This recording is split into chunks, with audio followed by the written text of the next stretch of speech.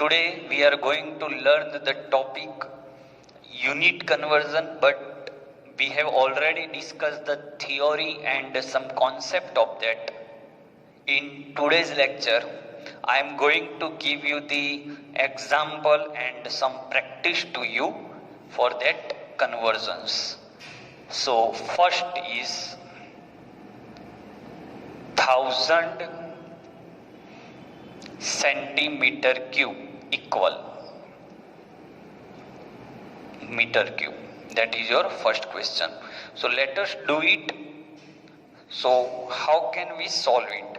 So I have to relate this meter cube with centimeter cube. So 1 meter cube equal, आपकी book में लिखा हुआ है ना ये, तो 10⁶ सेंटीमीटर क्यूब. आपकी जो नोटबुक है उसमें लिखा हुआ है. तो you can say for 10⁶ centimetre cube we have 1 metre cube. So for 1000 centimetre cube find out metre cube. Okay, so the answer is 1000 divided by 10⁶. 1000 divided by 10⁶. So आप इसको डिवाइड करोगे तो ये हो जाएगा आपका मीटर क्यूब. सो 1000 यानी 10⁻³ divide by 10⁶ metre cube. Cancel. So नीचे हो जाएगा 10⁻³ मीटर क्यूब. सो आंसर हो गया आपका 10⁻³ metre cube. Okay, so this is your first MCQ. जितने एमसीक्यू मैं करवा रहा हूं वो सभी आपको नोटबुक में लिखने हैं, और वो आप नोटबुक में लिखने के बाद उसकी प्रैक्टिस होमवर्क में आपको दूंगा, वहां से आपको उसका होमवर्क भी करना है. ओके, तो this is your first MCQ. Now let us take another MCQ. 1000 litre equal centimetre cube. So now left hand side it's a liter and this is centimeter cube. So how can we convert? तो आपको याद करना होगा centimetre cube को litre के साथ क्या relation है. तो 1 centimetre cube equal 1 millilitre. Okay, listen carefully. So it means we have millilitre unit and given जो है वो लीटर में है, तो हम लीटर को मिलीलीटर में पहले कन्वर्ट करेंगे. So 1000 litre equal 1000 as it is रहेगा, और ये जो 1 लीटर है तो 1 लीटर के ml कितने होते हैं? 1000. 1000 लीटर जो है उसको आप 1000 एज इट इज लिखना है, और लीटर को 1000 ml लिखना है. तो ये 1000 एंड 1000, सो ये हो गया आपका 10⁶ मिलीलीटर. अब आप क्या करोगे, अगर 1 ml है तो 1 सेंटीमीटर क्यूब, तो 10⁶ ml है तो कितना सेंटीमीटर क्यूब? पता चला. तो आंसर हो गया आपका 10⁶ सेंटीमीटर क्यूब. क्लियर. स्क्रीनशॉट ले लो, और कई एग्जांपल्स हम करने जा रहे हैं. Third question, there is a container. एक कंटेनर हम लेते हैं, उसकी लेंथ 10 मीटर, बहुत बड़ा कंटेनर है मान लेते हैं. देन विड्थ 5 मीटर और हाइट 5 मीटर. ओके, सो कितना लीटर पानी आप उसमें कंटेन कर सकते हो, ऐसा क्वेश्चन आ गया. You have a container. The size of that container is 10, 5 and height भी 5 है, तो हाइट हो गई आपकी 5 मीटर। ओके, देन ये हो गई आपकी विड्थ, वो भी 5। ओके, और लेंथ, तो अब तीनों को लेंथ हुई, ऐसा एक आपने कंटेनर इस तरह से लिया है आपने, इस तरह से। ये प्योर स्क्वायर नहीं होगा, स्क्वायर नहीं होगा, ये जो भी है। तो ये जो कंटेनर हम ड्रॉ कर रहे हैं, देखिएगा, ये सॉरी, ये जो कंटेनर है ये स्क्वायर नहीं होगा क्योंकि जो साइज है वो डिफरेंट है। तो इसमें कितने लीटर पानी आप कंटेन कर पाओगे? तो first of all I will convert this LBH into volume. So volume का फॉर्मूला क्या है बच्चों? तो वॉल्यूम का फॉर्मूला है, आप जानते हो, L, B and H। L is in metre, so 10 metre into B यानी width 5 metre and height is also 5. So 10 into 5 50, 50 into 5 250 meter cube, and as we know 1 meter cube equal 1000 liter, so 250 meter cube equal what? So 250 meter cube into 1000 liter divided by 1 meter cube. Okay, this meter cube and meter cube get cancelled, 250 into 1000, so 250, पीछे 3 0 हो जाएंगे, तो आप इसको ऐसे लिख सकते हो 2.5 into 1 2 3 4 5 10⁵ लीटर। इतना पानी इसमें कंटेन हो सकता है। ओके, सो ले लो इसका स्क्रीनशॉट। अब हम दूसरे यूनिट में जा रहे हैं। Now let us take another unit for temperature, that is boiling point of water. Boiling point of water in normal condition like 1 atmosphere. Find out in Celsius, in Fahrenheit and in Kelvin. Okay, so boiling point of water हम जानते हैं, boiling point of water is in Celsius. It's very easy. This is 100 Celsius. Okay, 100 Celsius. Now to convert Celsius into Fahrenheit, we have formula, and you have also written in your book, that is 9/5 degree Celsius plus 32. Okay, so 9/5 into, in place of Celsius it is 100 plus 32. Okay, now cancel करिए तो ये हो गया 20, 9 into 2 180 plus 32, so 180 plus 32, that is 212 Fahrenheit. This is in Fahrenheit. So boiling point of water in Fahrenheit इतना होगा। चलो kelvin में क्या होगा देखते हैं। केल्विन, so केल्विन में फॉर्मूला है degree Celsius plus 273.15. So Celsius is 100 plus 273.15. So it is nearly 373.15 Kelvin. Okay, सो ये हो गया टेम्परेचर के तीनों फॉर्मूला, जिससे आपको एप्लीकेशन भी पता चल रही है।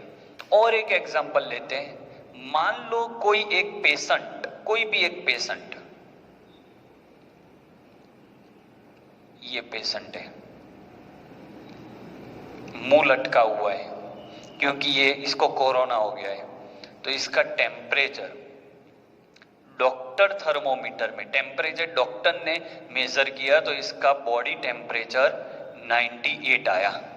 तो find out is Fahrenheit, Celsius and kelvin.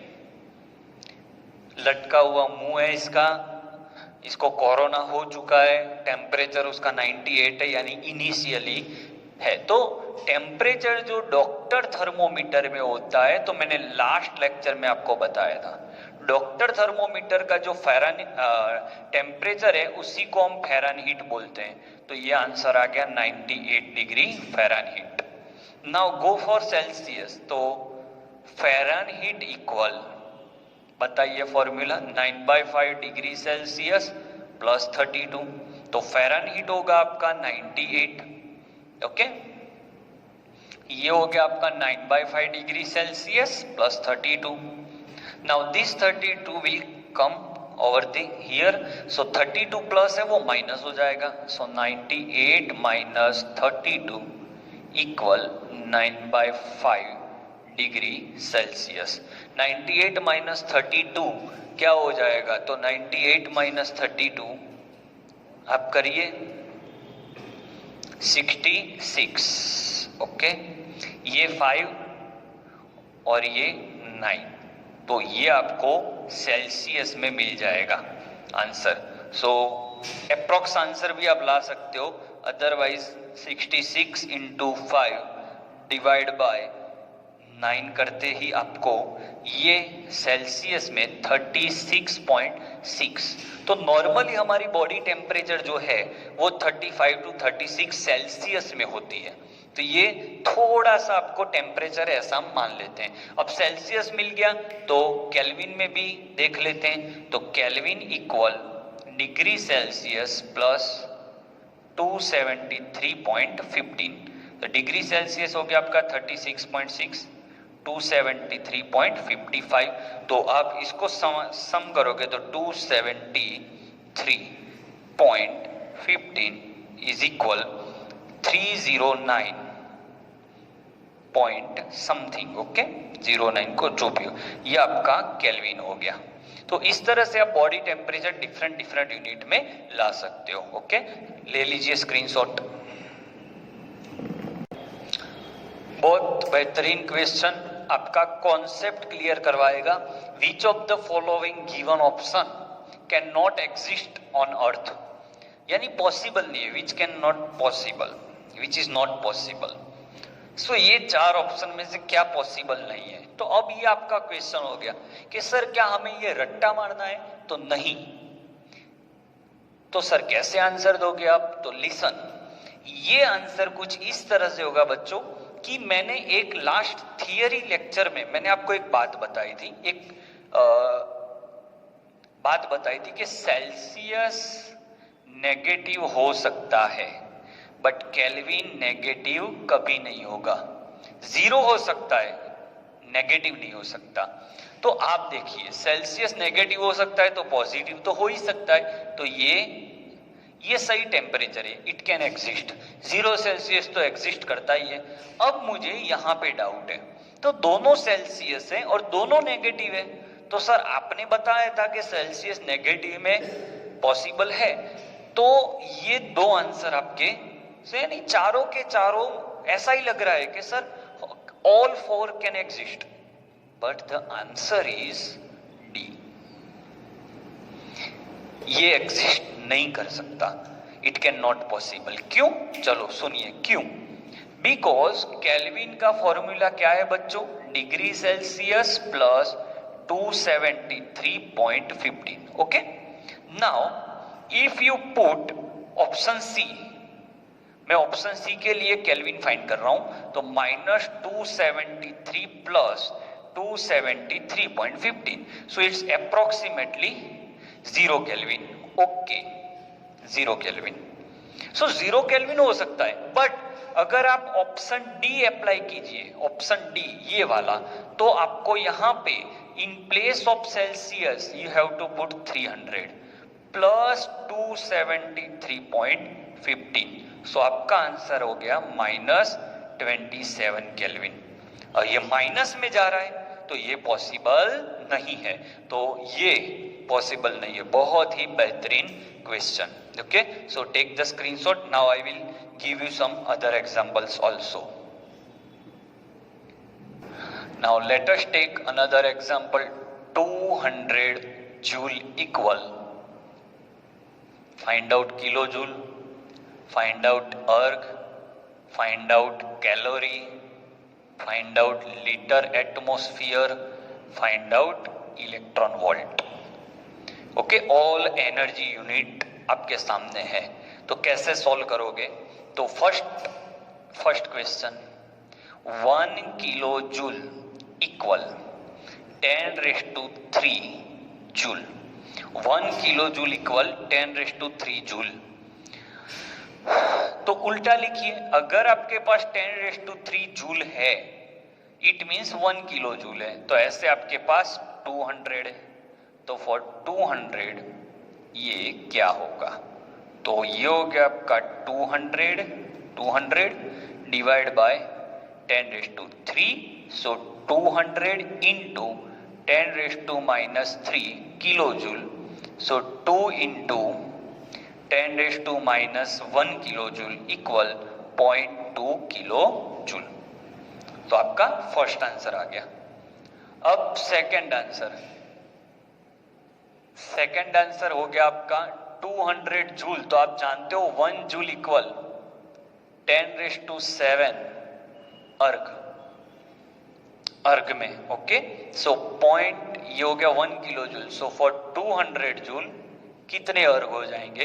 तो 200 इंटू 10⁻⁷ अर्ग, इट मीन्स 2 इंटू ये 2 जीरो यहां पे चले जाएंगे तो 7 हो जाएगा 9। Got it? ये आपका सेकंड आंसर। थर्ड आंसर मैंने आपको बताया था, जूल में से कैलोरी में जाना है तो डिवाइड कीजिए। तो आपका जूल कितना है? 200। जाना कहाँ है? कैलोरी में, तो उसको 4.814 से डिवाइड कीजिए। ये आंसर आपका आ गया कैलोरी में। अब फोर्थ पॉइंट, लीटर एटमॉस्फेयर में, तो 1 litre atmosphere equal 101.32 joule. So for this much of joule, it's 1 liter atmosphere. So for 200 joule, how much? So 200 into 1 divided by 101.32. It is your answer. Last answer, electron volt.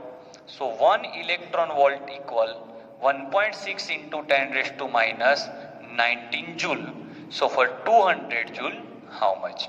So 200 divided by 1.6 into 10⁻⁻19. Okay, so it is your electron volt. Clear? तो सभी unit हम जो first lecture में पढ़े थे उसके सभी MCQ कैसे उसको कैलकुलेट करना है वो आपको दे दिया। Please take the screenshot. This is your homework, so take the screenshot, do this. जो भी आपको नहीं पता चलता you can ask me easily. आप कहीं से भी मुझे क्वेश्चन कर सकते हो अगर इसमें कोई आपको डाउट लग रहा हो तो। Thank you for watching today's lecture.